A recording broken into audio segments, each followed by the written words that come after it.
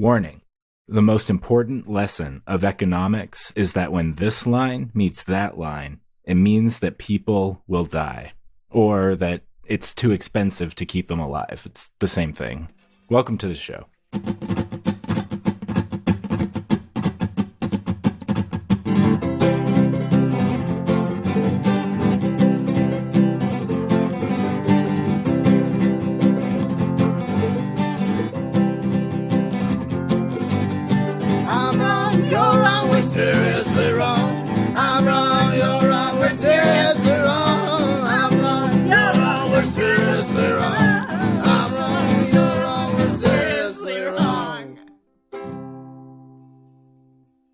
Hello, everyone, and welcome back to Seriously Science, Neighbor Wrongness. Srsly Neighbors. Dead serious, incorrect neighbors. It is a one-of-a-kind, two-headed monstrosity you're listening to today, a collaboration between the Seriously Wrong podcast and the Neighbor Science podcast. I'm Shawn from the Seriously Wrong podcast. My name's Aaron, also Seriously Wrong. And I'm Ryan Salisbury from the Neighbor Science podcast. And today we're going to be talking about a subject of deep scientific importance, I would say, objective importance. It is called economics, and it is the study of money moving around. Yes, today, Ninja, who is also your teacher and the first person in your life who didn't fear you because of the powerful fox yokai sealed inside of you, is going to appear from behind a tree to give you a lesson on why economics is wrong.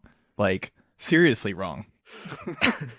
And just to try to bring our names into it more, you know, there's a science to being a neighbor, and economics is the corruption of that science, I think, in many ways. It's the science of being Rand Paul's neighbor. It's the science of eroding neighborliness in every community and replacing neighborliness instead with checkboxes and spreadsheets and lines that mean horrible things. It really is the death of the neighbor. Economics. Economics tells you about the rational behavior of individuals, not the neighborly behavior of groups working together. Yeah, I mean, I think economics has made people not ever talk to their neighbors, you know, from all of the alienation that people go through, from mainly like having to pay for doing anything. It costs money to go outside now. I've seen you before identify as an economic nihilist, which I sort of interpreted to mean anytime that we see a claim being made in the name of economics, particularly a political claim, we can almost always assume the opposite is true. Yeah, pretty much just immediately questioning the claim that anyone who's talking about economics makes. And usually, if you just say you're wrong, you're correct. I've grown that to be, I'm an epistemological nihilist now too, but that also encompasses economic nihilism. Do we want to go over the basics of economics? Yeah, starting at the basics makes sense. Yeah, let's build our way up from the solid ground that we can rely on. Okay, so, you know, this is really basic and simple to understand stuff. I think it'll make sense to everyone who hears it, and they'll probably want to read some econ textbooks after getting this little basic lesson. So, economics is primarily concerned with prices. That's like the basis of the economy. And so how do prices form? This is a big question in economics. So prices are formed at the intersection of a downward sloping demand curve and an upward sloping supply curve. Everyone's seen that X graph. Yeah. And these curves, this is something we can observe in nature with like instruments. Like you get through a clearing in a meadow and you take out your binoculars and you can see the two slopes. Put a little asterisk on that, just a very small one. And we'll get to that asterisk later. But yes, you are completely correct. So the more something costs, the lower the demand, and the higher the supply. The less something costs, the higher the demand, but the lower the supply, right? These things can move around, but they maintain that basic X shape.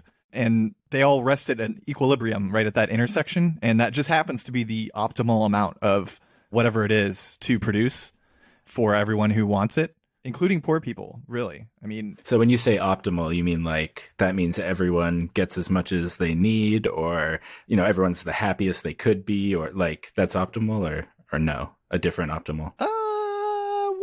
Well, it actually means that no one can become better off without someone else becoming worse off. Okay, so it doesn't necessarily mean everyone's well off at all. No. Gotcha. Wait, I want to make sure people can follow this because we've just touched on something really important. Ryan's mentioned this thing called Pareto efficiency, which is when within an economy or within a system that's being measured by economics in particular, sort of the neoclassical school of supply and demand, dominant economics. The idea of Pareto efficiency is that a market is perfectly set up so that no one can gain anything without someone losing something else. So the idea is, if it seems reasonable enough, this idea, things are allocated in such a way that the only way that you can help the homeless person is by harming Bill Gates. And so that way it's efficient, quote unquote, efficient. But there's a little piece of this idea. And if you argue with the economists on the internet, as one has, they'll bring this up as if it's some sort of trump card. They'll be like, it's Pareto efficient. And it's like, that doesn't seem like it's efficient. And they're like, it's a very specific type of efficiency that protects the wealth of the rich. And it's like, and wait, this is a neutral scientific concept in economics to you? And they're like, yes. Yes, it is the best kind of efficiency. It's a name for being inefficient, but protecting the rich. Well, that's what efficiency is, because they produce everything and we produce nothing. We're just consumers. It's efficient at protecting the rich. Yes. Like efficiency, you need a reference point, like efficiently doing what? And if it's efficiently protecting the wealth of those who have wealth, then absolutely. Yeah, I've actually grown to hate the word efficient. I don't know about you guys. Yeah, I picked up that vibe from Professor Wolf. He was talking about all the different types of efficiency for a certain situation. He's like, well, there's economic efficiency. So you can think of like a car, gas mileage and stuff like that. There's fuel efficiency versus cost efficiency. Something might be efficient in one context, but not the other. And it tends to be used by sort of the capitalists, by the market people, that anytime capitalism is doing something they like, they call it efficient. And then they sort of figure out backwards what type of efficient it is. It's usually just spending as little money as possible to make as money as possible, which actually isn't efficient if you study the world. That's also the definition of productivity in economics. You think it means being productive, but what it actually means is making the most money from the least amount of money. Right. Huh. So That's yeah, how it's defined. we come as Joe Blow, don't know too much about economics, and we see, productivity is going up, and we're like, that's perfect. There's more widgets getting to people who need the widgets. But instead, what it's actually referring to is like the financialization of the economy and this growing investor class that is just like private kings having money printed at their behest because of all this complex paperwork going on in the background. Yeah, it's actually a lot closer related to income inequality, because, the amount that they spend per unit of, revenue is what they would spend on paying you to do a job. So the more productive the economy is, the more unequal it is generally. Yeah, once again, like, what are you producing? If you're producing inequality or you're producing more money from less money, that's a different thing than like producing useful things or producing things that enrich the lives of the public, of everyone. Well, as an economist, Aaron, I'm going to have to disagree with you just a little bit there, because the economy really, when you think about it, produces output, and output is always good. So if we're producing a lot of output, then that means that things are good. This is an assumption to economists within economics, that there's just this general undifferentiated thing called output. And generally speaking, if you can measure that output is increasing, then you're like, oh, wow, look at this really successful GDP. Let's use that as a general measure of people's well-being, just output in general. Whereas like you could have factories that are just manufacturing like child bone necklaces, grinding up the kids to make child bone necklaces and selling them back and forth to each other. And then a third firm makes a firm of disposing of all the child bone necklaces for a high price after people have had their adrenochrome jollies with them. Then that's actually increasing the GDP. Oh, and don't forget all the lawyers who can defend the people who are capturing the children and, all the steps in that as well. They're making a lot of money. Shawn, I think you should take it easy on the human bone industry, because it's actually a small business. There's only a few websites where you can buy human bones, and they're not rolling in cash. Yeah, I should punch up at the big guys. Those are mom and pop shops. Mom and pop human bone shops. Well, you know what they say, the smaller a business is, the more inherently good it is. And if you find like a tiny, tiny little business that can fit and dance like Thumbelina on the head of a pin, it means you're supposed to just like give them a bunch of free money and like be embarrassed you're not as productive as them and This stuff. is a little bit off topic, but it is a little bugbear of mine. In the US, small business is defined depending on the industry. So like a small business weapons contractor can have up to like, I think it's 500 or 1,500 employees. That's So if you have 1,500 people designing bombs, that's a small business according to US law. That's absolutely wild. Because I would say a qualitative feature of small businesses to me as your average voting political consumer who's going to be picking between Coke and Pepsi every 4 years.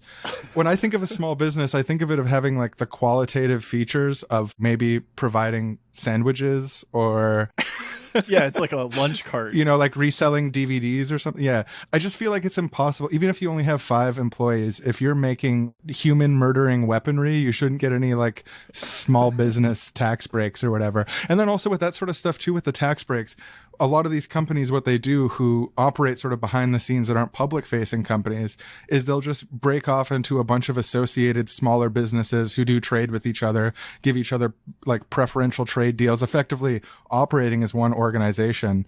But technically on paper, let's just split up into groups of 500 or 1,000 bomb making employees and then trade all the parts with each other. And then we can get all these benefits that are in the minds of the public intended to make sandwich carts easier to run for people who are like low income. Based on my limited knowledge of the world of government contracting and how that works, that is basically, yeah, you're correct there. There's like a prime contractor, and then they hire subcontractors that are quite often small businesses under the legal definition. And I'm sure that that's part of the rationale. My name is Ryan Salisbury, and I'm an economist that graduated from one of America's top economics universities. I use my knowledge to help failing small business owners make it in this competitive world.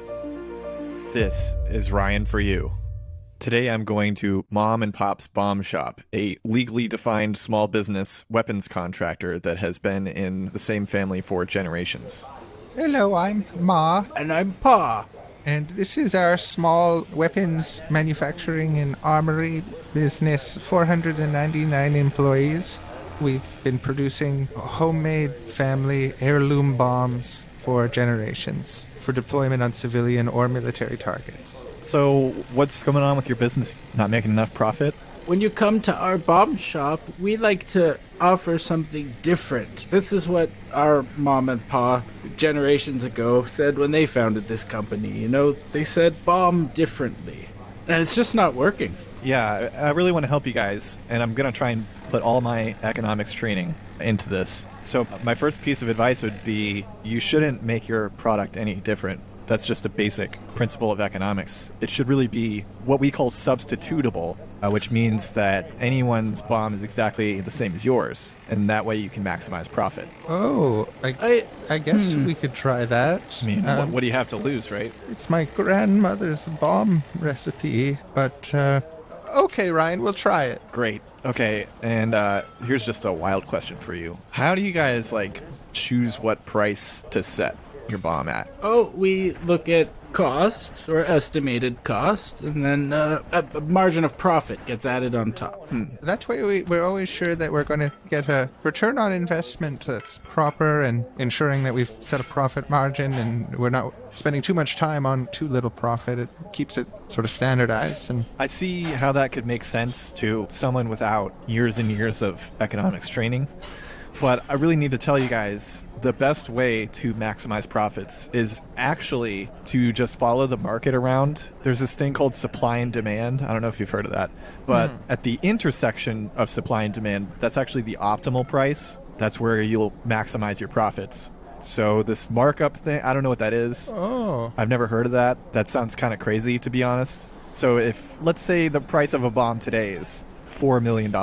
What you guys will want to do is set your price to $3.99 million. And then customers who buy bombs, just regular Joes who buy bombs, will see that and they'll be like, I could maximize my utility with that slightly cheaper bomb that's exactly the same as the other ones. You see where I'm going? we've been doing bombs our way for a very long time. And where has that gotten you?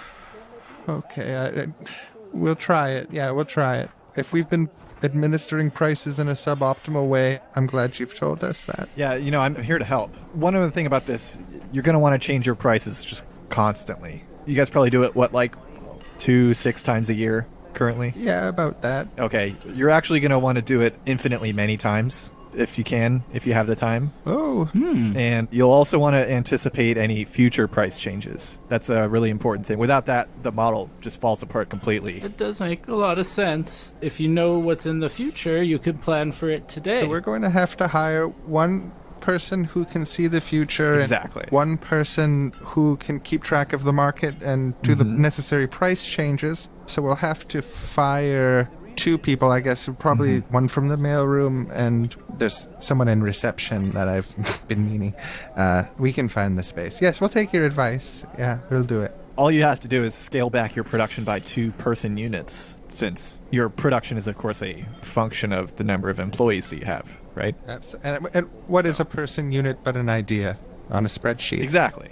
They'll be fine. Them and their families will go out there and make rational choices for the betterment of themselves and those around them. And really, you selfishly firing 2 people so that you can hire people to save your own business is actually the altruistic choice. Oh, I like this young man. well, that's very nice. Well, we'll put these into practice, and we will see you soon. Come by if you ever need to blow anything up. Oh, I will definitely call you if I need to blow anything up. Thank you so much. I later called Mom and Pop's business to see how they were doing, and it turns out profits are way up. Hello, Ryan. We're calling from vacation. We've got so much profits from following your orthodoxy. We're on vacation. Hello. I'm from Hawaii. Aloha. Oh, I'm old, but I've still got it. Aloha. She's not kidding. Economics works. So we're back to, the equilibrium price thing, the optimal equilibrium price. So there's just a few assumptions that we need for the model of prices in economics to work. this is the X graph that you mentioned before, where the supply and demand curves meet. You have like a little X point in the middle. That's called optimality. And that's where prices form like crystals in caves as a natural function of the natural universe. Yeah, the famous supply and demand that all of the goateed guys with sunglasses tell you when you say we should help poor people. So assumption number one, pretty reasonable. People are rational. What do you guys think of that? Well, I guess it depends how you define it, but I think all people act rationally sometimes and not rationally other times. But I also think they probably have like a really specific, weird definition of what rational means. Like I'm detecting a trend. So yeah, people have the potentiality to be rational in certain contexts, especially when they reason together in groups. But as like an assumption that your average person, like visiting a store shelf, is going to be rational there, I think that's like a thoroughly and universally debunked concept by everyone, including economists. That's correct. Yeah, it is universally debunked, but that doesn't matter because we're in the world of economics where debunking something just means that it goes into graduate level textbooks that no one reads and everyone just assumes or pretends rather that it never happened. And so rational in this case would mean people always maximize their utility according to price calculations. So if you get 10 units of enjoyment out of something and 8 units of enjoyment out of something else, then you'll pick the 10 units of enjoyment, always. We've all made that tough choice before. Yeah. When we're thinking about our units of enjoyment at the store, and yeah, you gotta rationally go with whichever gave you the most units of enjoyment. Pulling out my units of enjoyment phone app to punch in the numbers and get the most efficient bundle of goods. Isn't there also something in economics where, like, even if you happen to be mistaken about how much enjoyment you'll get out of something, like if you think you're choosing the 10, but you actually choose a 6. And so like we might say, oh, so they didn't make a rational decision. But isn't there something in economics where that's still rational anyway? Like it's just based on what you know at the time. Yeah, I think you're talking about bounded rationality, the thing that they coined when people were like, hey, this is completely insane to believe that people act like this. Oh, okay. Yeah, that makes sense. Yeah. So I'm talking about the updated version. And just to speak ill of the discipline broadly for a second, it seems to me this is another pattern within economics, that they'll be like, we assume that all sunsets happen at 7 p.m. And then you're like, well, don't sunsets happen usually either before or after 7 p.m.? Like, exactly. And they're like, oh, yeah, that's called an irrational sunset. It's actually technically the majority of sunsets, but we need to assume it's at 7. And then they build like this whole complex, but then they sort of act like by asking that question, you're dumb for having not read all the books, where they like differentiate all these different things that they do or don't assume in different contexts and why. That just like seems completely historically contingent and bizarre. Like anytime I've tried to really dig into this stuff, I've been like, oh no, my intuition was right. They were full of shit. Yeah, questioning something like this, that's for the advanced models. We're just trying to explain how you figure out how much sunlight you can get. So we just assume that all sunsets are at 7 o'clock to make it simple. But isn't it sort of like if we built science from a periodic table that we knew to be incorrect and we were like, well, that's not really the real periodic table, but it helps us sort of navigate that realm. And then we, in this other context, we'll admit this. The real periodic table is too chaotic. It can't be predicted exactly. So we'll just reduce it to 5 elements and they generally interact in these ways.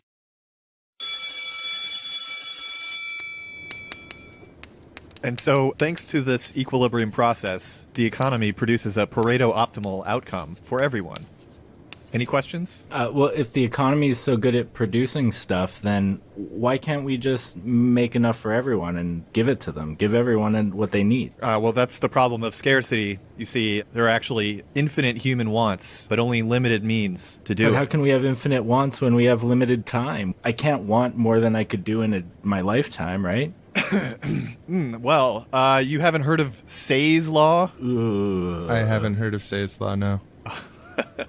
Okay, well, if you haven't heard of Say's law, then you definitely haven't heard of Walras law. That is true. I haven't heard of either of those laws. Do those laws explain why we don't give people what they need? Sure, if you understand the Monete-Kudende ratio, then yes, they do explain all the answers to your questions. Mr. Economy teacher, what is a Monete?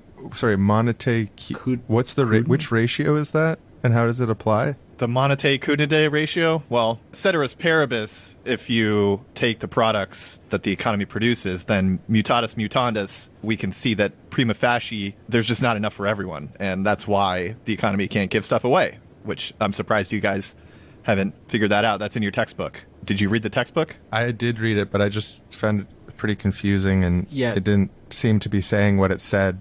There were parts that made sense, but then parts that didn't. So you don't know about Gorman aggregated Smets-Wooters Bayesian dynamic stochastic general equilibrium then? Well, Kidlin and Prescott did, and they won a Nobel Prize. But I'm sure your Nobel Prize winning research is good too. So wait, they got the Nobel Prize because we can't give things away? That's right. What was your Nobel Prize in? We're students. We don't have Nobel Prizes. Yeah, we're your student at economics education, so we're too early in the process. Well, then I'm surprised that you're questioning what I'm telling you. If I'm the teacher and you're the student, maybe you should just listen to me instead of asking so many questions. But we don't understand. Do you want us just to repeat the words? Because I feel like the underlying dynamics of economics would be... Gorman aggregated, Smets-Wooters, Bayesian dynamics. Is that good? Is that what you want to hear? Kidland Prescott? Is being an economist just when I say mutatis mutandis and then I act like it's a very serious, full concept? If you could possibly understand what it means, then yes, that would get you very close to being an economist. You're our teacher, and we're students. Yes, this is called a hierarchy. I am the teacher, and you are the student, which means I am smarter than you, which means I know more than you. Yeah, we said you know more than us. Can you explain it? That's why we're asking. Well, according to GMU policy, it's bathroom time, so you guys better go right now. But I don't have to go. Sorry, I'm the teacher, and you're the student, and it's policy. You can read the student handbook if you have any questions. I don't have to go to the bathroom. Nope. It's time to go. Time to go now. Are you like the Koch brothers Nazi nanny trying to make us poop on command here? Or what is this? This university has no association with either of the Koch brothers or their nanny. I thought I was coming to economics school so I could learn about a type of scientific inquiry into the way that humans allocate resources, but instead they've just trained me to shit on command. Well, I guess you don't believe in science then. All right, so the second assumption, this has to do with rationality as well. It's people have a set of preferences that are fixed and completely ordered and based on the utility each good or service provides them. So, I mean, that's just definitely not true in any way. An ordered set of fixed preferences, that just does not, even the most simple brain I know of doesn't do that. The way I spend money is that I constantly have impulses to buy things, and depending on how much I actually need it and how my executive function is doing and my making the case, I'll just kind of sometimes it'll push me over and I'll be like, yes, and I'll buy it, and sometimes not. I don't rank order every potential purchase.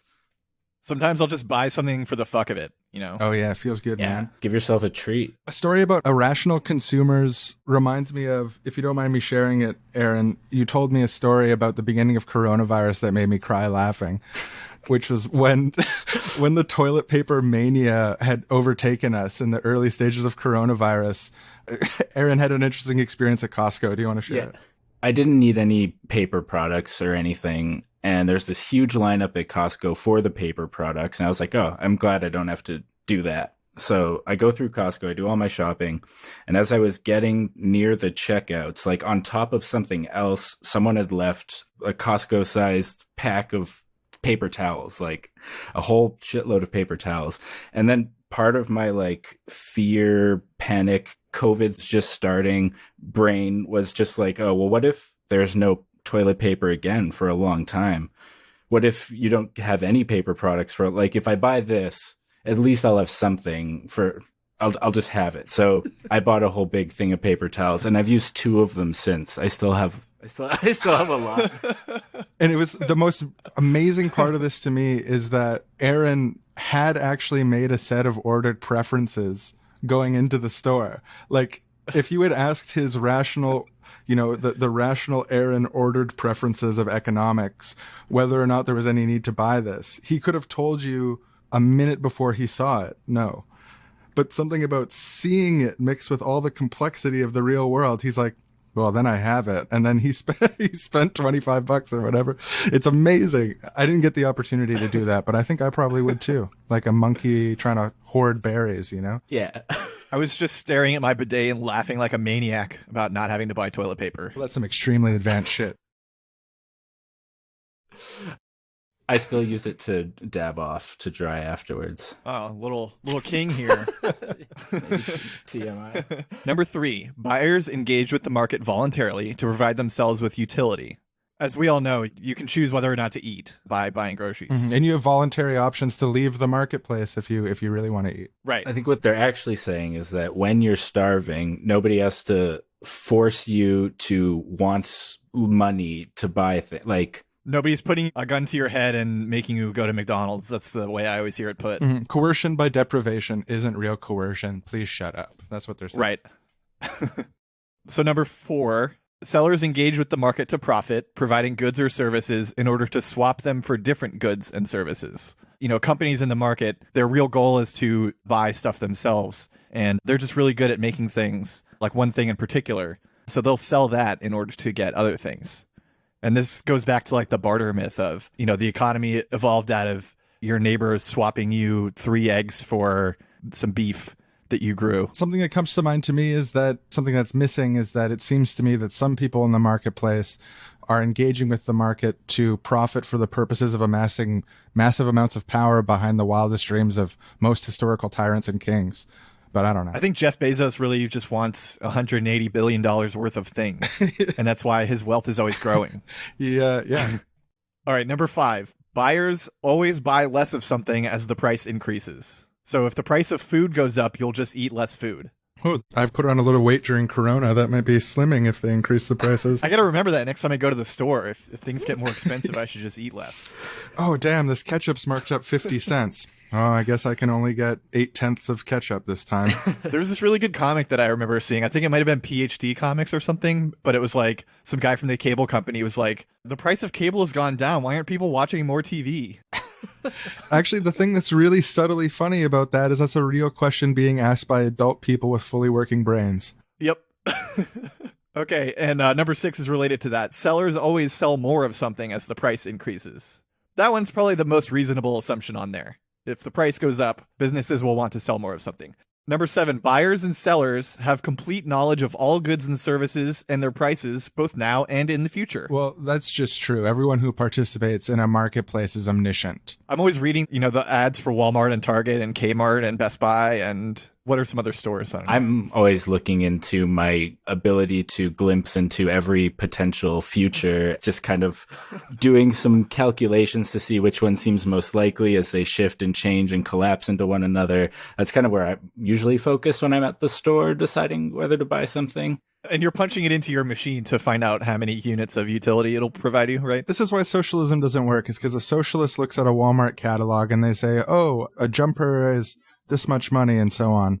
But in the marketplace, buyers and sellers, when they look at the catalog, they see not just the prices at Walmart, but they see the whole production process every step of the way. They see all potential other catalogs that are out there and all unmarked prices and and they say, oh, this place is X far away from me. This place is Y far away from me.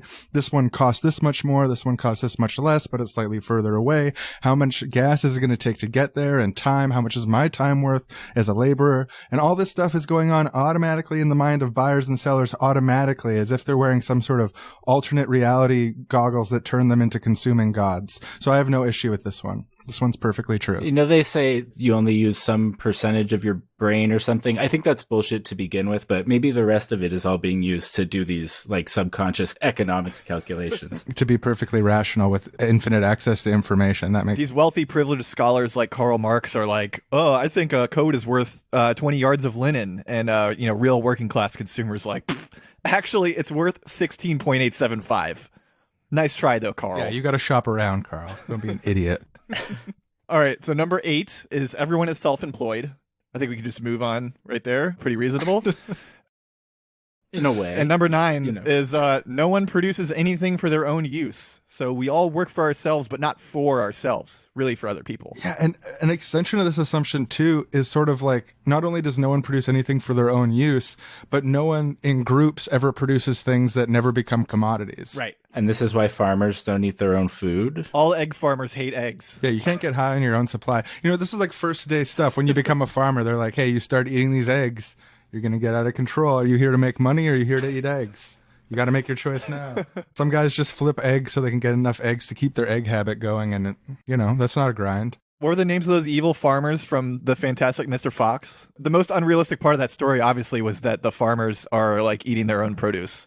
The talking animal is fine, but, Bogus, Bunsen Bean or whatever, eating their own food, that would never happen. It's not only morally wrong, it's impossible. So number 10, we already talked about, is Pareto optimality, when no one can become better off without someone else becoming worse off. No matter who they are and no matter what the context is. Keep that in mind. Exactly. So number 11 is we can take economics as it works on the level of the individual and just scale it up to know how the economy works. So if one person works the way that we've just been talking about, that's how the entire economy works as well. It's too complicated to think about everybody as different. So if we think about them all as the same, we can make equations that are sensible. I mean, and this assumption, too, is so connected to sort of like the ideological, socio-political context and the development of economics, where society is assumed to be made up of these like purely individuals, like individuals who aren't defined by the communities they are part of, who make decisions by themselves, not in groups, etc. And like when you put something as foolish as that as a foundational assumption, and you don't try to analyze groups as having behaviors that are like specific to groups, including like the sharing of information and so on. Like, I understand that economists would be like, oh, it's too complicated to model everything. And it's like, well, what you guys came up with was pretty fucking complicated too, and it doesn't work. And of course, underlying that is the assumption that you have to model everything. No one ever said you had to model everything. You can just like do what every other type of scientist does and just observe reality and then try to explain it. Wait. So you're telling me at the development of capitalism, they weren't modeling all this stuff ahead of time to make sure it would work? I'm not sure, actually. I'll have to put that in the show notes, whether or not that's true. Number 12, again, very reasonable assumption. Businesses don't require investment. So anyone can just start their own business with no capital, whenever they want, with no cost at all. So I'm going to defer to your relative expertise on this, Ryan. Why the hell did they say that? It makes no sense. It's like some of this other stuff, I'm like, oh, it's serving some sort of political purpose or something. But this just seems like they look you square in the eye and they're like, the sky is red.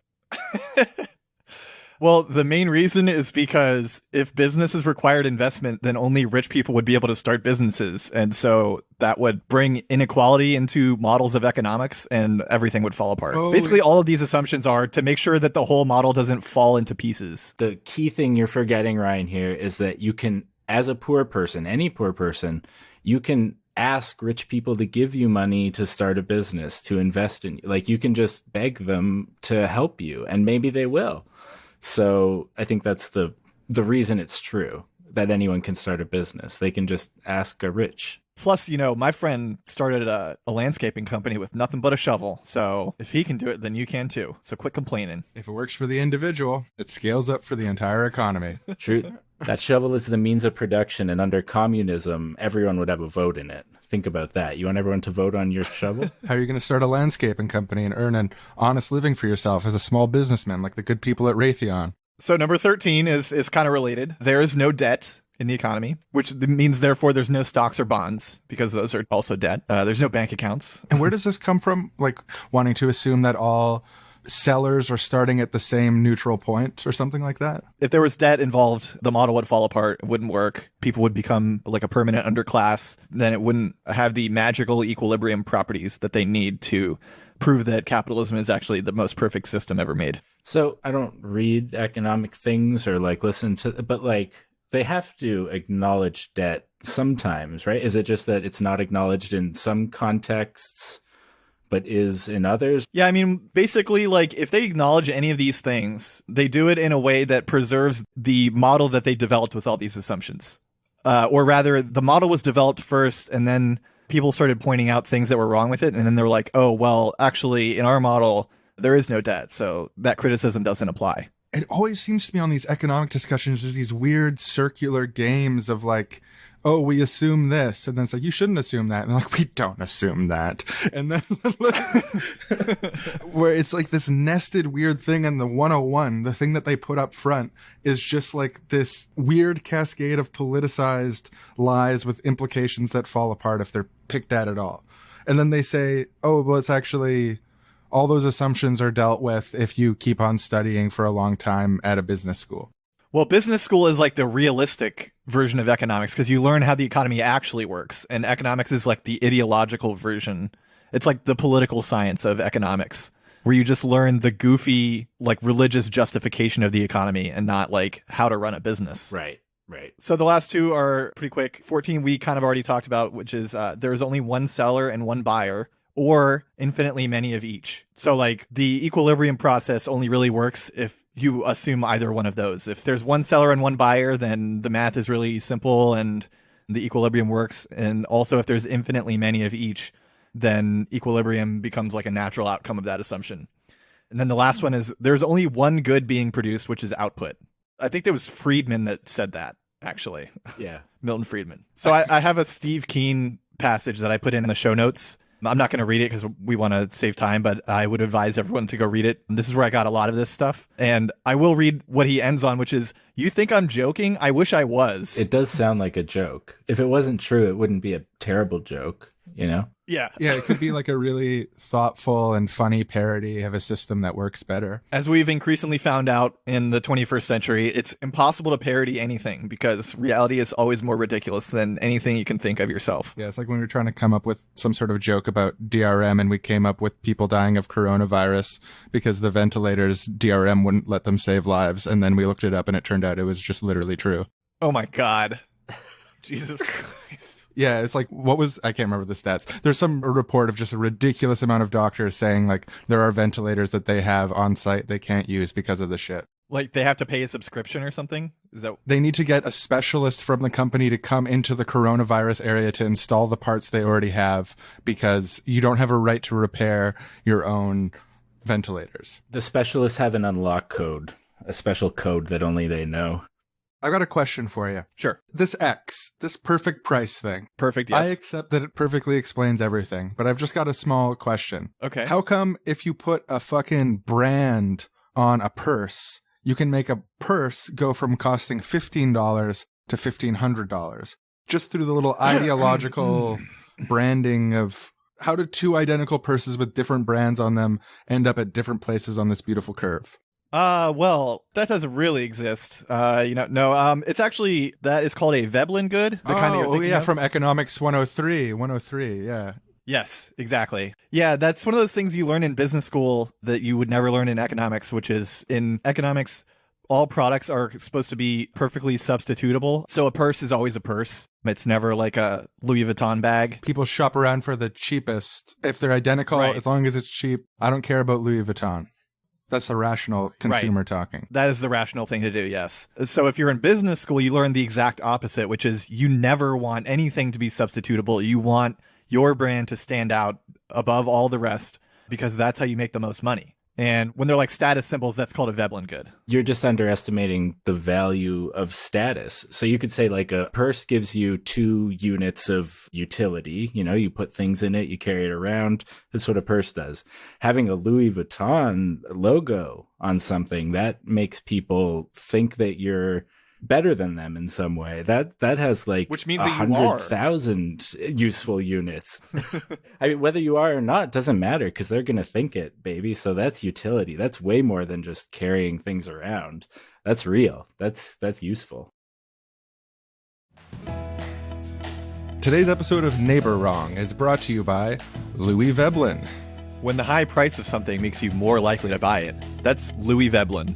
Oh, wow, that is such a beautiful logo on that purse you have. What a familiar looking pattern. Is that Louis Veblen? It is, and that's how you know that I paid a lot for it. You paid a lot for that. That makes me see you differently socially. Really cool. You know, a friend of mine has a purse just like that without the logo, and I can tell they didn't pay much for it. What's the point? Exactly. Not only pointless, but unethical. That is Louis Veblen's intellectual property to make a purse that looks like that. Yeah, we call that a knockoff, and that just means you're basically stealing. Stealing from people who least deserve it. They call it a knockoff because knock it off. It's not good for business.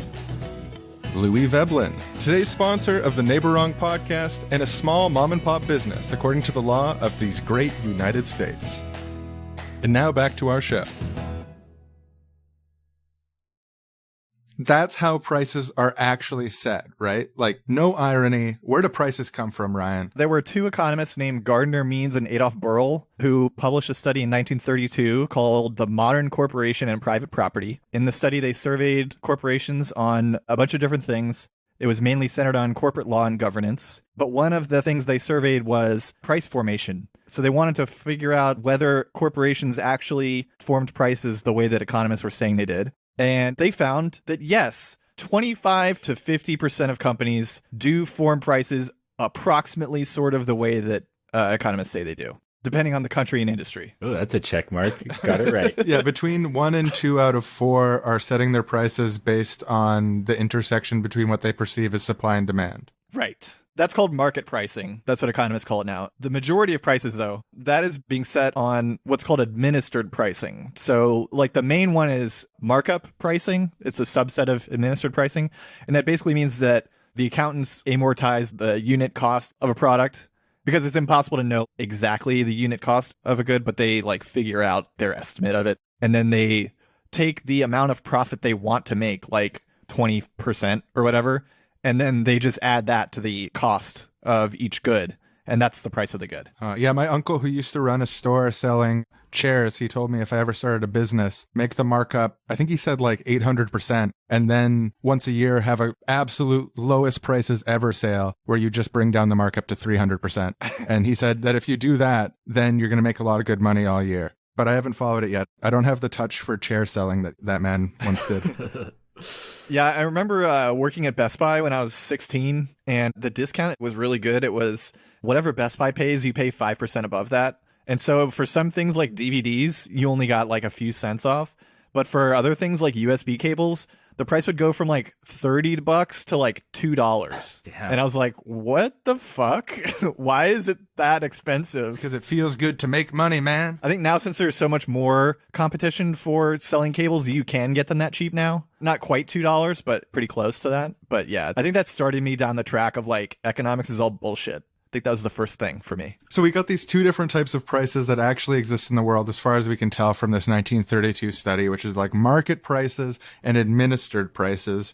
But the thing that sticks out to me about this is like ultimately market prices are still administered by the organization who are setting the prices, but they're administering the prices according to the principle of the market. Like they're looking at the market for guidance on where they should administer the price. Because all of these businesses operate as basically, private dictatorships. There's no impetus to automatically set your prices according to the market. It's something that needs to be chosen and set by the business owner. And that sort of like little distinction, I think, carries a lot of problems for the way that people think about economics. Yeah, you're definitely right about that. That's something I always think about whenever people are saying, oh, the businesses are just following the market. There's always someone who inevitably makes a decision. Like, businesses don't just act of their own accord. They are organizations of human beings choosing to do things. And yes, there's pressure for them to behave a certain way, but, inherently, they still are just people making decisions. And I've read like other survey studies on how prices work, and even the market prices where companies say they base the price on the prevailing market price, they still only change their prices a few times a year, like between 2 and like 10. So it's not like it's constantly in this fluctuation tending towards a perfect Pareto optimal equilibrium. It's just like people follow the market sort of. And then also, of course, most markets are dominated by 2 or 3 companies, and they are the ones who decide where the market goes above everyone else. So the smaller your business is, the more likely you are to follow the market. And the bigger the business is, the more likely you are to just say, this is the price. No, that just clicked for me. The big companies, they can administer prices that change the market for everyone else.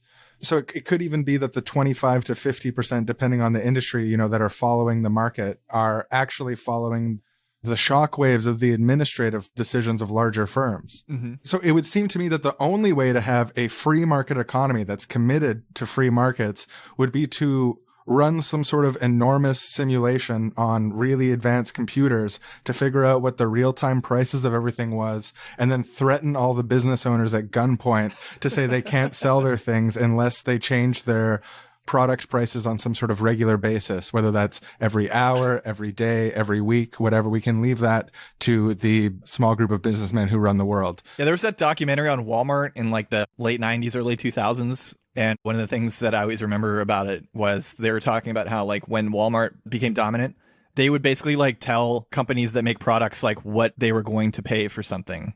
The manufacturer would be like, oh, this is the MSRP. And Walmart would be like, haha, that's cute. We're going to pay this much, actually. So they basically set the prices for like all of retail. Wow, this makes perfect sense and fits in exactly with this thing that I've just been thinking about a lot recently, which is how people misinterpret the economy to be this thing that's out there that we're inside. And they think that all of these models and graphs represent this thing on the outside world. But all the models and graphs are based on the assumption that you can't talk about power and how power operates, even if it's obvious how power is operating if you look at the basic evidence. Because I want to give an olive branch and be like, okay, there's people who are studying economics who are doing good work with it. And there are economic papers that come to conclusions that I like, that I think are sound according to the principles of economics. But for real, like, this whole thing just seems like the board is so tilted at every step of the way because of this sort of natural tendency among the people in power at companies to take advantage of opportunities to gain advantage they have because of their power. Like, that social phenomenon of people taking advantage of the power they have to maximize the benefit to them, that's still true. That's sort of a part of economics in a way. But unless you have power in the mix, it's totally useless. Like, you're talking about decisions that are similar in form, but are qualitatively worlds apart in content because of their impacts. Yeah, what I'm getting from this conversation is that the study of economics and this idea of the economy as something that's out there doing things, it's active in the world, and like all these assumptions that the economic model starts with, and then also all of the ways that the definitions of things or the goals, like efficiency towards what, and like all those little details get twisted in one particular direction of rationalizing in favor of the power of the people who own the capital. I was going to say, if you want to get really big brained about it, the economy is really just a state fiction that was created as an elaborate rationing system and system of force projection. Instead of using direct violence on people all the time, they would impose debts on people, take people's land and food and hoard it and say, you have to pay us money to get it. And also, we're the only people with money. And if you want money, you have to work for us. And if you don't follow those rules, then these guys with spears are going to murder you. That's what the economy is, essentially.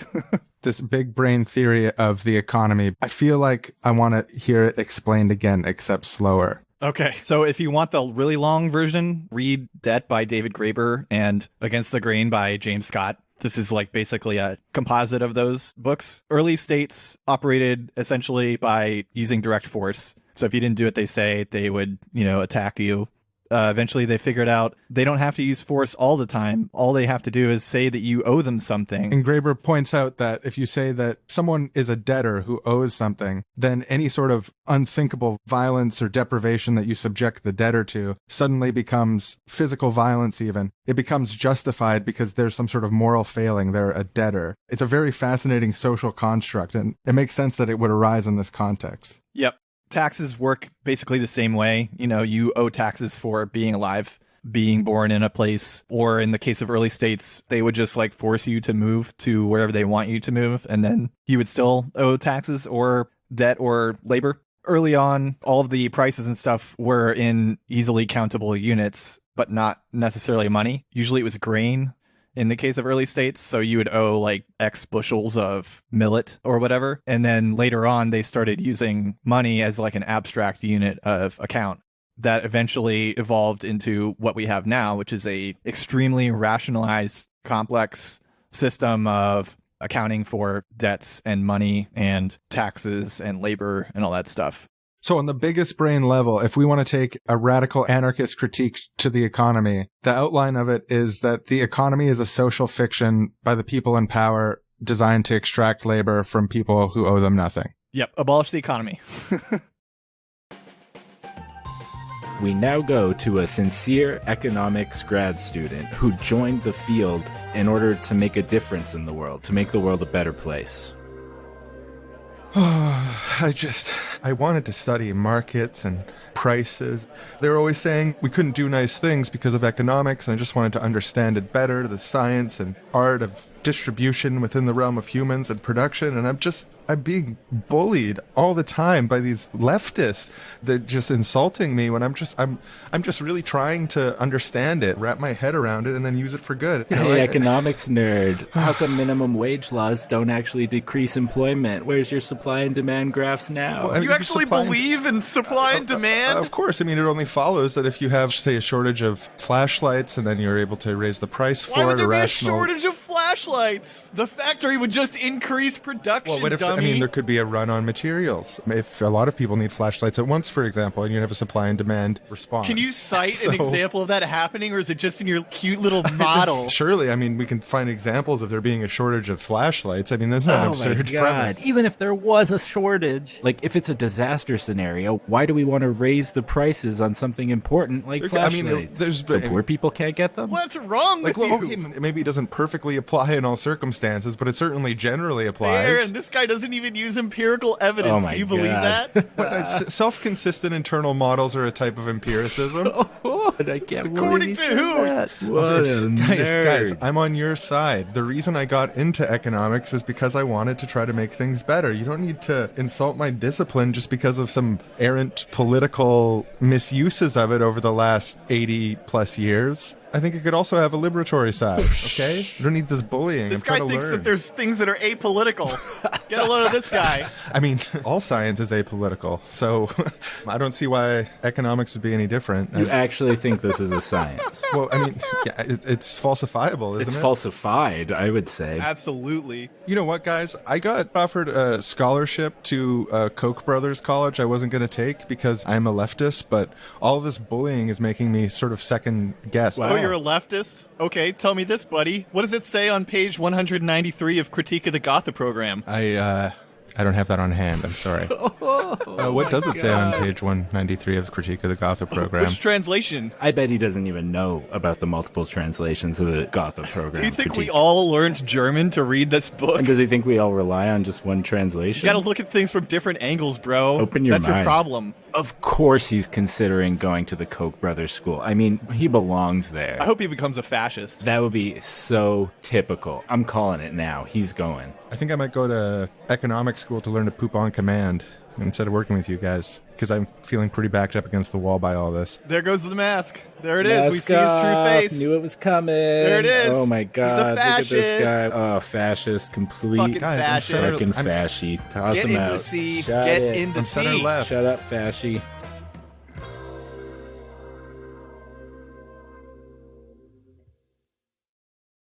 I want to steelman economics a little bit after that and talk a little bit about how people who believe in economics to various degrees, what they think they're participating in and what it would look like to better allow them to participate in that process. Economists think of themselves as participating in a scientific study of the way that money flows in economies. Knowing what we've just went over now, it seems like a little bit of a silly idea that that's what's being described. Especially the thing that really catches me is this use of the economy as a noun, when it's obvious that economics can better be understood as a verb. It's a relationship in transactions between people who are making choices. The economy isn't something that gets angry or has feelings or responds to things.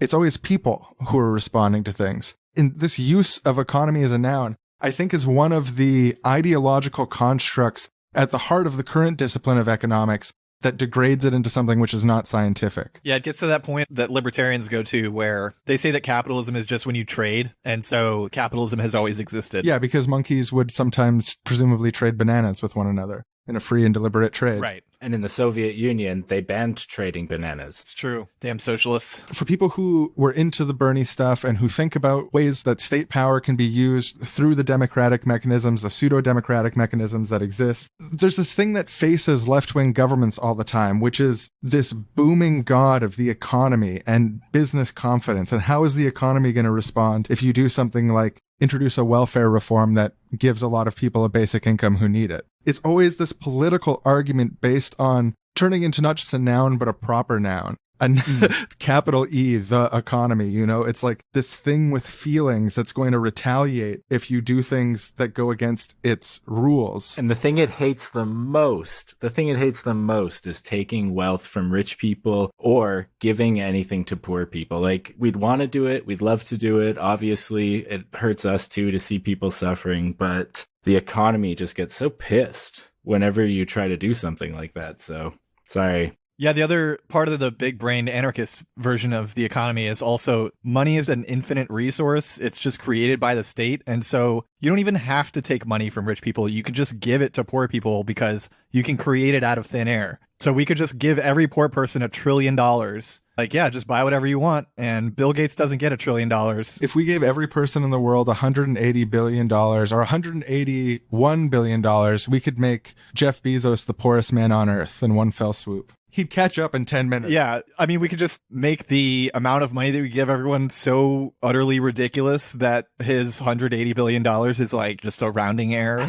Like, everyone gets 5,000 quintillion dollars. The new penny is 100 billion. We just got this radical type of inflation where we're dealing in like huge amounts of zeros at the end of our money, technically speaking, that we don't acknowledge. It would just be like yen or pesos. Because I don't know if people know this, but there used to be a unit called a sen, which is like a cent in Japan. But the prices of everything at one point inflated so much that 100 yen is $1, essentially. Dang, did the government spend too much and cause the economy to inflate? Yeah, they decided to help poor people. And so that's bad to do. And so the economy got really sad and made everything cost more. So let's do the scientific turn on this, because there's something real being talked about when we talk about the economy getting mad. Who is really the economy who's getting mad here? It's the firms that have the power to set prices, to influence the shape of the markets, and who are used to having that power be undisturbed by government. The business community, the heads of the largest corporations. When we talk about the economy getting mad, we're talking about boardrooms full of rich, amoral people getting mad and doing things that are bad for society to punish governments that are trying to do things that are good for society.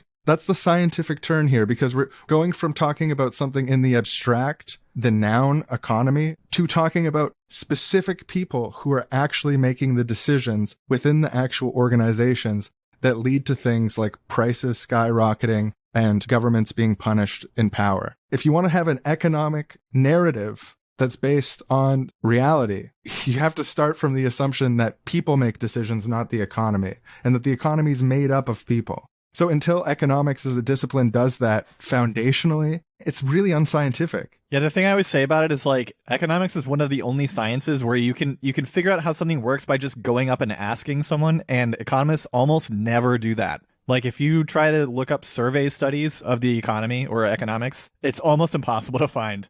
There's so few of them. Almost all of them are model studies because models are something you can do in your graduate department computer lab and you just like do some math. You get to use some of that advanced math that you learned and develop something that sounds good. And if it sounds good and sort of kind of fits the broad trends of how everything works, then you can say that it's completely true. Oh, and in a lot of economic studies, just a little aside, even if they prove themselves wrong using the model version, like if they test their model and find that it doesn't fit reality, they'll be like, well, the model was wrong, but there are still reasons to believe that it's good.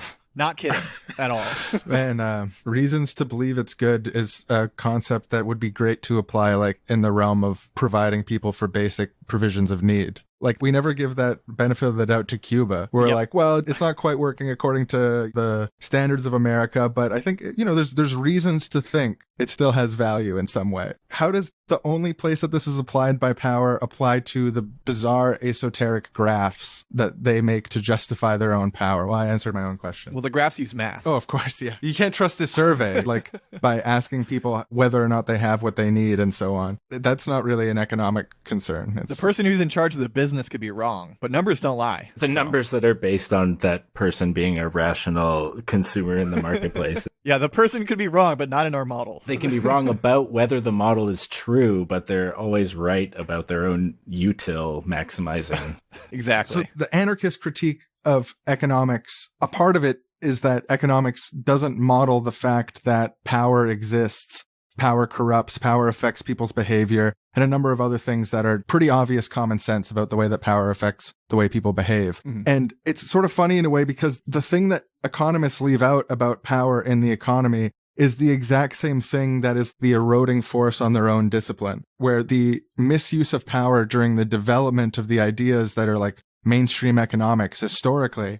What we're dealing with at economics isn't just like a study of the economy. It's administered economics by people in power. Like, there's this incredible parallel between their lies about the way the economy works and their lies about how the discipline itself is founded. And there's an example of this, and I actually haven't read the book, but there's a really detailed book by an economist named Mason Gaffney that's about how Henry George, and I'm actually not even particularly like a Henry George guy. For people who aren't aware, he was a big thinker in what was called like the single tax movement about 100 years ago. And the idea was that by taxing land values, you can make all the graphs do all these wonderful things. But obviously the rich and powerful don't like the idea of taxing land values because land is one of the major ways that they store and increase their wealth. So what's proposed by Mason Gaffney is that at the start of what we consider the development of the discipline of economics in universities, there were wealthy and powerful business interests, large landholders who were making big donations to set up universities under certain conditions. And so we have the start of the discipline of economics, the place where people learned what economics was, where economists got their training, were themselves funded by the people who specifically didn't want certain taxes, and they wanted the theory to match what they didn't want to happen. This is a process that didn't just happen then. It's something that happens over and over again and recreates itself because of the systems of power and influence that still exist to this day. So I think it's a big asterisk that we want to put anytime when we're talking about economics, is to try to keep this in mind, that it's not just a neutral study like physics. It's a study about the relationships between human beings. And as a result, very, very powerful people have had very good reason and very successfully distorted the way that we think about these things over the last 100 years. Yeah, it's so weird. Everyone thinks that Adam Smith is like the father of economics, but that's almost completely bullshit. He was not very influential in his day. The earliest book that was published on political economy, you know, what it was called before it was economics, was by Sir James Stewart. And there's like huge sections in the book that are all about how states can control birth rates and stuff like that. So it's like very centered around the management of power from a state perspective. The person who invented utilitarianism, Jeremy Bentham, I like to tell this one all the time. He coined the term panopticon for an idea that he had for a very efficient prison system. You know, there would be a central tower where the guards would stand, and you wouldn't be able to see them, but they could see all of the prisoners who were in a ring around them. The doors of their cells faced the tower so that the prisoners would think they're always being monitored. And the thing that he wanted to do with this was to put poor people in there so that their birth rate could be controlled, the amount of food and water they get could be controlled. He lamented the fact that it was illegal to have anyone under the age of 14 work So prisoners' children would be able to start working at the age of 4, which would be much more efficient. So you're describing a major thinker in the history of economics again, just to be clear? Major thinker in liberalism in Right. general. A lot of people who know a lot about liberalism know about Jeremy Bentham. I don't know if he had created utilitarianism or popularized it, but yeah, he was big in that area. Fortunately, he never got his panopticon created, but not for want of trying. And also, like, this is what I was going to say before I started thinking about what that means for the world. People like Adam Smith, who are always cited by economists, also come to like completely inverse conclusions to a lot of what people who use economics as a bludgeon in the political realm in the current day do. Like the actual, like, this is something Noam Chomsky points out all the time. He's like, oh, if you read Adam Smith for 5 minutes, you'll see that we should vote for Biden. Well, there's that famous Adam Smith quote about landlords. I don't remember the exact thing, but he's like, they suck, basically. They suck, and vote for Biden. And another thing that Adam Smith says is that you shouldn't have one person just do one job repeatedly over and over again because it's bad for their mental health. This is paraphrased slightly. I think he says they go mad, something like that. Oh, I think he says they become stupid. Like nothing makes anyone dumber than like having someone do a repetitive task their entire life. Right. And he thought that it was good to try to generally make people smart and enrich them. Typical liberal.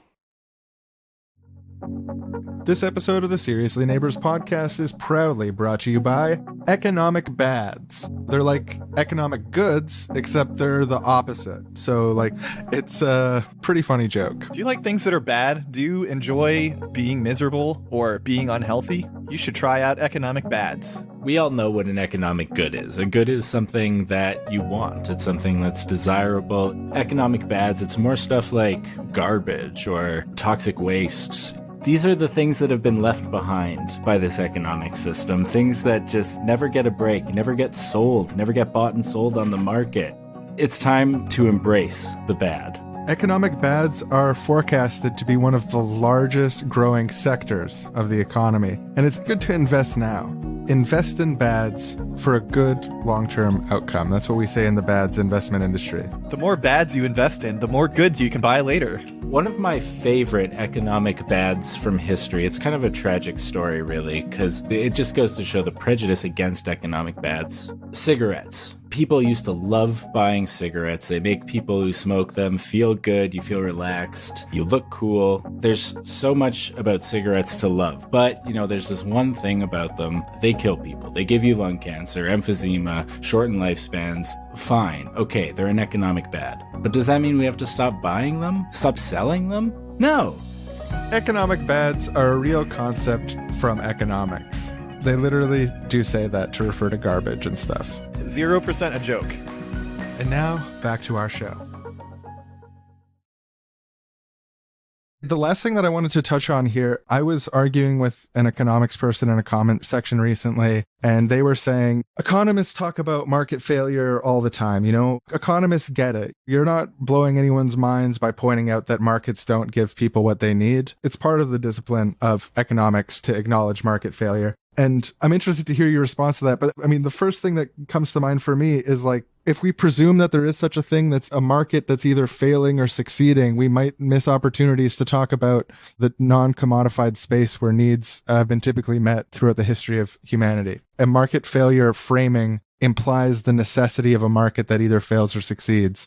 I hope that distinction would blow the minds of someone who is interested in economics, because I feel like the distinction is really important. How do you deal with market failure? With what you're saying, they would usually just say that you can't not have markets. It's impossible. Humans just naturally have markets. And so the only thing we can do is to make them work as good as possible. But my take, of course, is markets are created as rationing systems. So when a market is so-called failing, it's actually just operating like normal.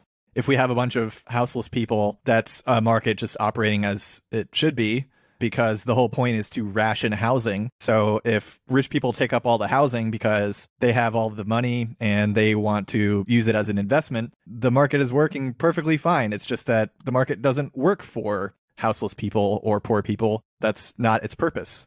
So it's not a market failure. It's just a market, I guess. Let's be fair. Isn't there any chance that this thing we call markets in the economy was founded in the way of being an indirect way of dispossessing people and turning them into workers for the benefit of some sort of like regional warlord? Isn't there any chance it could start that way and then through that process discover a benevolent mutualistic process towards ever greater mutual flourishing through the act of barter? Abstracted a little bit. One way to put it is like you're kind of saying that market failure is the natural state of the market. That's how they are. They exist in a state of failing humanity. And Shawn is saying, is there such a thing as market success? Are there markets that could not fail humanity? Like, could they get us to the good society that we want to go to if we just turn the knobs in the right direction, switch out a few formulas, something like that? We could take the like best case scenario, for the vast majority of prices, like everything becomes more expensive all the time. But there's one thing that has become cheaper in the past bunch of decades, which is electronics. TVs and computers are much more affordable now than they were in the 70s. But underneath that is, of course, a brutal system of slave labor for mining the metals, turning them into usable materials, building the circuits, putting the circuits together and packaging them up before they finally make it to our shores where the computers are cheap and affordable to us. So, I mean, I just can't think of a market where things are good, especially because since we all make things and we get paid for doing the work to make things, the amount that we're paid goes into the final price of the product. So the more someone is paid, the more expensive it is for other people. And so there's an inherently antagonistic relationship between how affordable something is to everyone else and how much the people that are making it are being paid. Like bananas are very cheap and plentiful for us, but the reason for that is because they are grown and picked by plantation slaves, basically. It's an interesting way to frame the benefits of these decreasing costs of goods that market literalists will sort of argue is the benefit of markets. As you can see, the cost of electronics and stuff is going down. But then what you're saying is there's a real cost to everything, and the real cost of these things is being transmutated from the form of money being paid by consumers into wounding and degrading human beings. And the cost of these products is marked in scars on the flesh of innocent people. Is that what you're sort of saying about low prices under capitalism? Yeah, and land and non-human animals, all that stuff. Even if we got rid of all of the labor involved in doing something, there's still a cost to the land, the ecosystem, and non-human animals. My friend Young Neocon on Twitter talks all the time about how not only do, I think it's 500 million, don't quote me on that, people die every year because of the state and the economy, but also something like several hundred billion terrestrial animals and 1 trillion marine animals every single year. It's just one giant sacrifice zone on the planet for products. I know it's not very lighthearted, but that's the very depressing truth of the economy, I guess. Yeah, the globe is the altar and all the living things on it are the sacrificial animals, humans, plants, potentially. Yep. I'm going to give some voice to the market anarchists, not because I am one, but because I feel like there's an argument without disregarding anything that you've said today, and even taking everything you've said apart from the parts that directly contradict it is true, which is that if the origin of markets were basically state rationing systems, isn't there a potentiality for something that could be in some ways like a market, but presumably I think over time would probably distort to be unlike markets that we've known, but nonetheless have some market-like features of a communally participatory rationing system based on the world as it is? Can you give a little olive branch to the market anarchists of under what conditions could you find something to agree with them on that?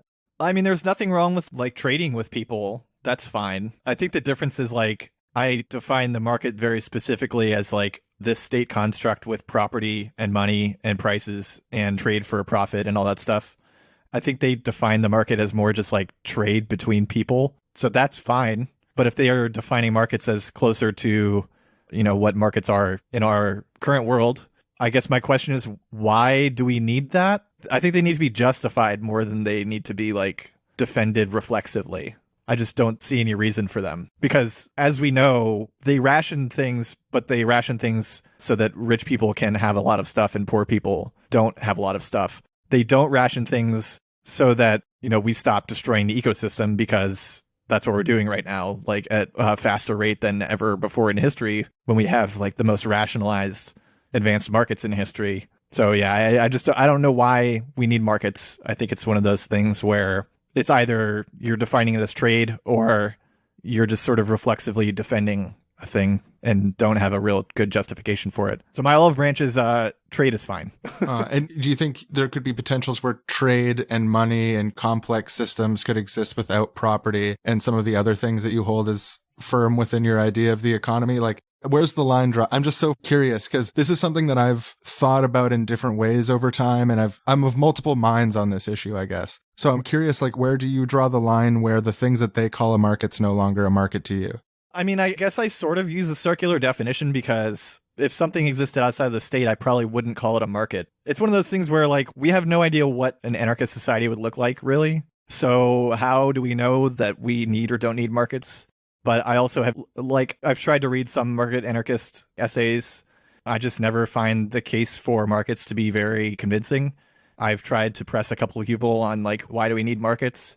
And I either don't get a response or the response is, yeah, I guess we don't need markets, but we should have them anyway. And there's been a couple people that I've actually convinced, like, we should not have markets.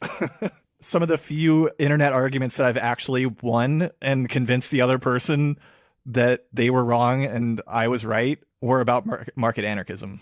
I think if you use the definition of markets that you're talking about, yeah, it's pretty hard to make the argument that you need to keep all that stuff. It's one of those, like, just make the case for it and send it to me. You know, I'll take it seriously. I'm not going to, like, reject it out of hand. I'll read what you have to say unless it's something I've already seen before, and then I will reject it out of hand. Are you familiar with Pericon? I don't know that much about it, but would you consider that also not a market thing? Yeah, no, I've heard of it. When you have, like, workplace democracy and participatory budgeting and stuff? Yeah, I think it's one of those things where, like, they're not putting it in the right context of, like, we have workplaces specifically because of the state creating them. Like, I've become more and more anti-civ, not to get into this whole conversation, but I think most of what people think that we need is there because of the rest of the system. So, like, we have these workplaces where we are forced to make things and we have no control in them. And so, like, our instinct is, well, we should democratize the things that we have and then it'll work better. But, like, if we take it from a systemic perspective, we have this big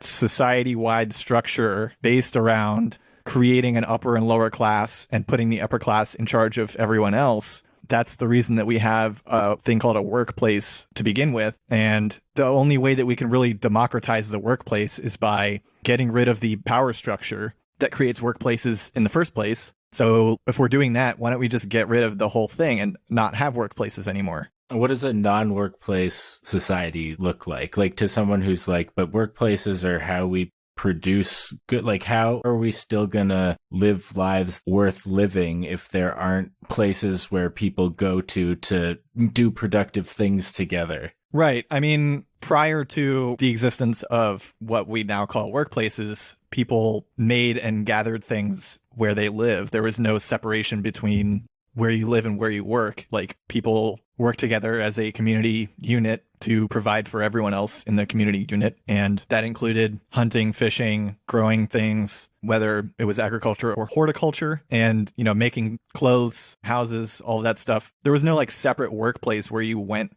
to go and make clothes or whatever. It was just something you did wherever you happened to be. There wasn't, like, a distinct separation between, like, work time and leisure time. Most of your time was leisure time. The only, like, work time was getting food, which also often there was kind of a blurred distinction between work and leisure, because getting food doesn't always mean working the entire time unless you're doing, like, permanent agriculture, which is also a thing that the state imposed on people. So it would look like a village, like a small, basically a barbarian village is, like, the model that I'm kind of thinking of. I've been reading a lot about the Ainu lately, and I'm thinking of an Ainu village when I'm talking about all this stuff. We're almost out of time here, so we can't get into all this interesting stuff, but we should definitely talk about it again in the future, because there's so much that I share and agree when it comes to preconditions of this conversation, because there's a few things there that I agree with by certain definitions, and then I have all these caveats, and, like, my mind is working overtime of all, like, my enormous essay I wrote in response to what you're just saying, but we're out of time. This has happened before on the podcast where, like, I felt like it was right at the end, and I'm like, oh my God, I could go 2 hours on this easy. Yeah. Yeah, we should actually plan the conversation because I've read like the basic concepts of Pericon, but I haven't read like a Pericon book. So I could be getting a lot of details wrong and just not know it. So I don't want to be completely uncharitable to them because I know that Pericon people are like good people who actually do want the best things for everyone. So I don't want to just like shit on them without knowing anything about it. But yeah, if you guys want to talk about that in the future, that would definitely be a thing I would be interested in. Yeah, I only brought them up specifically because they popped to mind. But I was just thinking, like, I think in general, most people still imagine something like workplaces in the future, or maybe not even a workplace, but like work time or like, yeah, I don't know.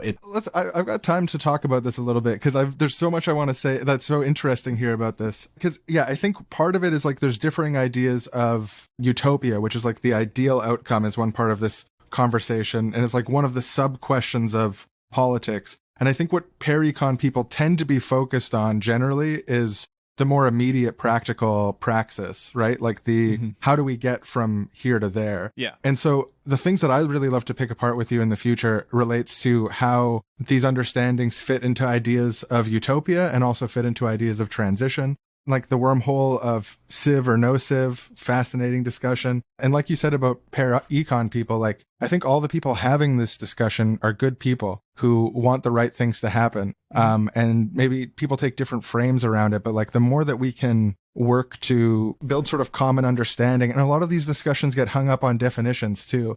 I think it's a 100% possibility that when you say the word civilization, you're thinking of a specific definition that only a monster would defend.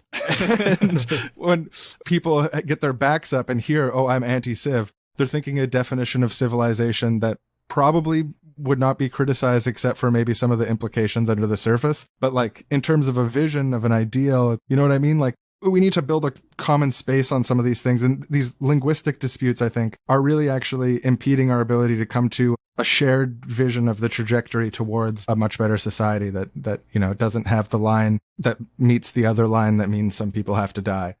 Yeah, we should all just communicate with mathematical models based on utils, I think. All of those disputes would go away. Total obliteration of politics. It's just pure administration. Well, this is really fun. This is a great chat. Yeah, I had a great time. Well, definitely check out Neighbor Science podcast hosted by Ryan here, covering both political economy, like the things we talked about today, and anime, which we didn't get as much into because I've got some sort of allergy to it, honestly. A lot of people do. That's fine. I'm not like the type that I'm like, oh, you like anime, that's bad. To each their own. And yeah, I've watched like one of those really good anime movies by that one director. It was great. Miyazaki. Exactly. Yeah. I just don't generally watch it. I watched Yu-Gi-Oh! I did watch Yu-Gi-Oh! When I was younger. I have friends that will defend that show to the death. Hey everybody, and welcome to the Wrong Boys Get Anime Recommendations from Ryan from Neighbor Science sketch.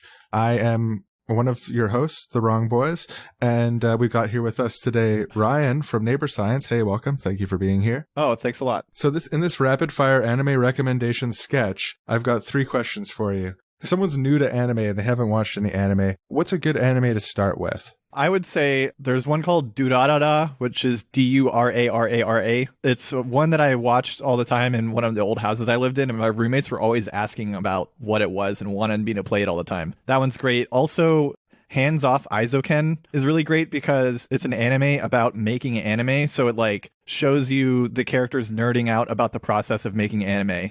And it kind of gives you an appreciation for what goes into it. If someone's like a real anime fan who watches a lot of anime, is there any sort of like new or niche recommendation you give to someone who probably hasn't heard of it before? My current favorites are Dorohedoro, which is great if you like ultra violence and gritty settings and food porn. Golden Kamui is coming out right now. It's great. It's about indigenous people of Japan and takes place after the Russo-Japanese War, which is like a period of history that most people don't know about. And I think probably the rarest one that I can recommend really strongly is called Showa Genroku Rakugo Shinju, which is about this art form called Rakugo, which is like a type of comedy. It's sort of like stand-up comedy, and it's like a genuinely very funny show. I would highly recommend that one too.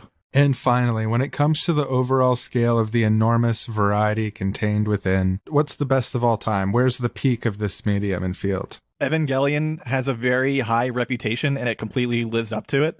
And for me, I think Mushishi is probably the greatest anime to me. Mushishi, what is that? What are we in for if we check it out? So it's about this guy who travels around all the time to different villages, and he finds problems that are caused by spirits and sort of exorcises the spirits. But it's like less of a like violent thing where he just kills the spirit and more of like a nice ecological thing where he acknowledges that they are living beings that also deserve to live as much as the people that he's treating. And it's very episodic, so you can just like watch any episode you want and you pretty much know what's going on. Thank you very much, and thank you to everyone for listening to this week's episode of The Wrong Boys Ask Ryan from Neighbor Science Recommendations for Anime in 3 Distinct Contexts sketch. Thank you, everyone.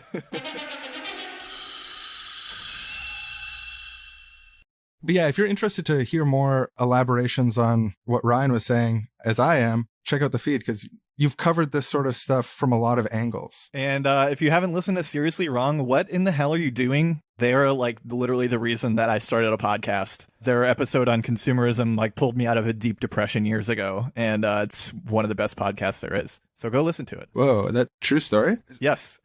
What can you articulate what that was? Like, how does that? I don't even. I have zero memory of that episode. Yeah, that was the one where you guys did it was like a Vox Populi style episode where you went into a mall and were talking to people about consumerism. Oh yeah, and you kept getting kicked out of places. It was great. Oh yeah, we got to do that again. When we did that, we thought it would be something that we would start doing. That's great. You should do that on your show too. Tell people about the grain and shit and see how it goes. Yeah. And before we go, I'll just mention both Seriously Wrong and Neighbor Science are on Patreon. So if you want to check those out or support either one of our shows, you can head over to Patreon and do that. We talked a little bit about David Graeber's debt in this episode, and we're actually running a book club for David Graeber's debt right now on our Discord server, which you can get onto by donating to our Patreon or just shooting us a message because we don't want to exclude anyone from the book club. Well, thanks for listening, everybody. Bye. Bye. Yeah, I always do that too. Some people have made fun of me and say that it sounds like I'm hanging up the phone. Okay, bye, everybody. Bye, everyone. everybody. We love you.